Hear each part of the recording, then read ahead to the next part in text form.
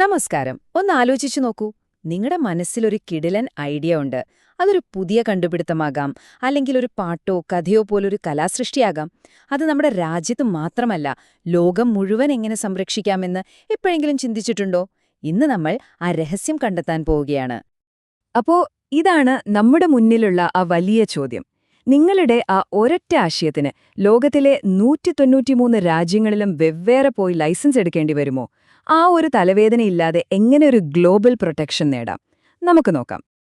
ശരി, അപ്പൊ നമുക്ക് ഇതിന്റെ ഉള്ളിലേക്കൊന്ന് ഇറങ്ങിച്ചെല്ലാം. നമ്മൾ ആദ്യം ചോദിച്ച ആ ചോദ്യത്തിനുള്ള ഉത്തരം ഒളിഞ്ഞിരിക്കുന്നത് 4 അക്ഷരമുള്ള ഒരു പേരിലാണ്: WIPO.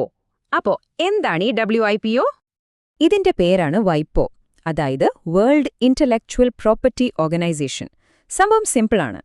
നമ്മുടെ തലച്ചോറിൽ നിന്നും വരുന്ന ഐഡിയകളില്ലേ, കണ്ടുപിടുത്തങ്ങൾ, പുസ്തകങ്ങൾ, സിനിമകൾ, ബ്രാൻഡ് പേരുകൾ, ഇതിനെയൊക്കെയാണ് നമ്മൾ ബൗദ്ധിക സ്വത്ത് എന്ന് പറയുന്നത്.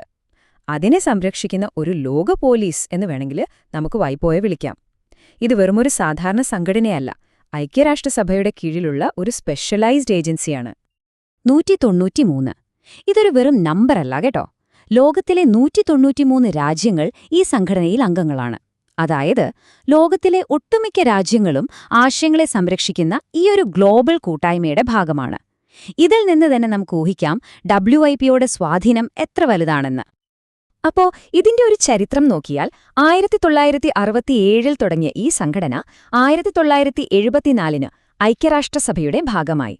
പക്ഷേ എനിക്ക് തോന്നുന്നു ഏറ്റവും വലിയൊരു മാറ്റം വന്നത് 2007 അന്ന് WIPO ഒരു കാര്യം തിരിച്ചറിഞ്ഞു.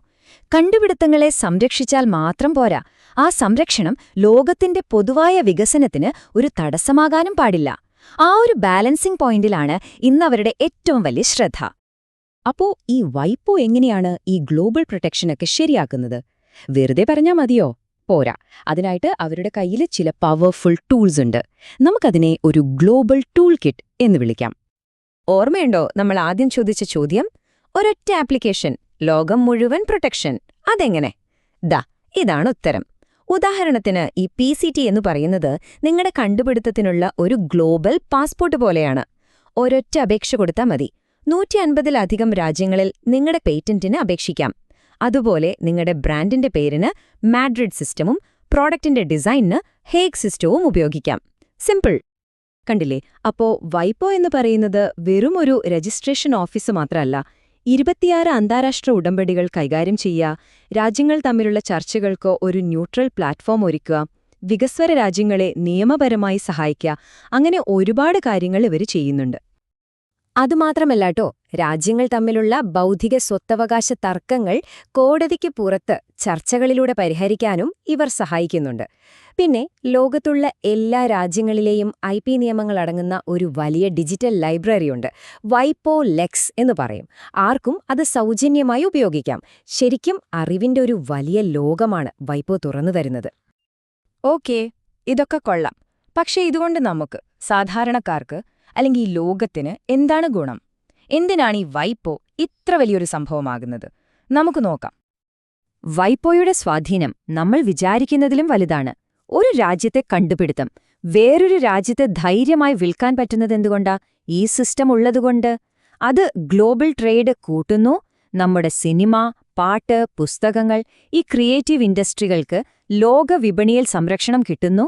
പിന്നെ വിവരസാങ്കേതിക വിദ്യ പോലെ അറിവിനെ അടിസ്ഥാനമാക്കിയുള്ള പുതിയ വ്യവസായങ്ങൾ വളരാനും ഇതത്യാവശ്യമാണ്. അപ്പോ ഇതിലെ ഏറ്റവും നിർണായകമായ കാര്യം ഇതാണ്. നിങ്ങളൊരു കലാകാരനോ ശാസ്ത്രജ്ഞനോ അല്ലെങ്കിൽ ഒരു പുതിയ ബിസിനസ് തുടങ്ങുന്ന ആളോ ആയിക്കോട്ടെ, വൈപ്പോ നിങ്ങളുടെ തലച്ചോറിലുള്ള ആ ഒരു ഐഡിയയെ ഒരു വിലപിടിപ്പുള്ള, ലോകം മുഴുവൻ സംരക്ഷിക്കപ്പെട്ട ഒരു ആസെറ്റ് ആക്കി മാറ്റാൻ സഹായിക്കുന്നു. എന്നാൽ കഥ ഇവിടെ തീരുന്നില്ല. ഈ വിഷയത്തിൽ എല്ലാവർക്കും ഒരേ അഭിപ്രായമൊന്നുമല്ല. ബൗദ്ധിക സ്വത്തവകാശത്തെക്കുറിച്ച് ലോകത്ത് വലിയൊരു സംവാദം തന്നെ നടക്കുന്നുണ്ട്. സംരക്ഷണം വേണോ അതോ എല്ലാവർക്കും ലഭ്യത വേണോ? അതാണ് ചോദ്യം. അപ്പോ ഇതാണ് ആ തർക്കം. ഒരു സൈഡിൽ വികസിത രാജ്യങ്ങൾ പറയുന്നു, പുതിയ കണ്ടുപിടുത്തങ്ങൾ വരണമെങ്കിൽ നല്ല സ്ട്രോങ് നിയമങ്ങൾ വേണം, അല്ലെങ്കിൽ ആരും പണം മുടക്കി റിസ്ക് എടുക്കില്ല. അത് ശരിയാണ്. പക്ഷേ മറുഭാഗത്ത് വികസ്വര രാജ്യങ്ങൾ ചോദിക്കുന്ന ഒരു ചോദ്യമുണ്ട്. ഈ കർശന നിയമങ്ങൾ കാരണം ജീവൻ രക്ഷിക്കാനുള്ള മരുന്നുകളും മറ്റ് പ്രധാനപ്പെട്ട അറിവുകളും സാധാരണക്കാർക്ക് കിട്ടാതെ പോവുകയല്ലേ എന്ന്. ഈ സംവാദം എവിടെയൊക്കെയാണ് നടക്കുന്നതെന്നറിയൂ?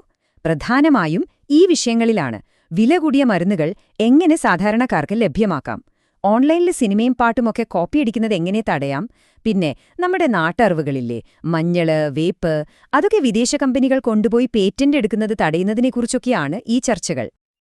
അപ്പോ ഇതിൽ നിന്ന് ഒരു കാര്യം വ്യക്തമാണ്.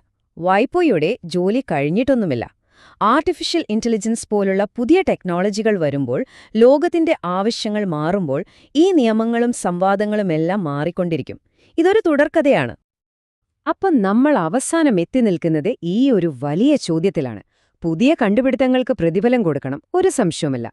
പക്ഷേ അതേസമയം ആ അറിവ് എല്ലാവർക്കും കിട്ടുകയും വേണം. ഇത് രണ്ടും കൂടി എങ്ങനെ ഒരുമിച്ചു കൊണ്ടുപോകും? ഒരു വശത്ത് കണ്ടുപിടുത്തക്കാരന്റെ അവകാശം, മറുവശത്ത് സമൂഹത്തിന്റെ ആവശ്യം. ഇതിനെക്കുറിച്ച് നിങ്ങൾക്കെന്താണ് തോന്നുന്നത്? ആലോചിച്ചു നോക്കൂ. അടുത്ത തവണ കാണാം.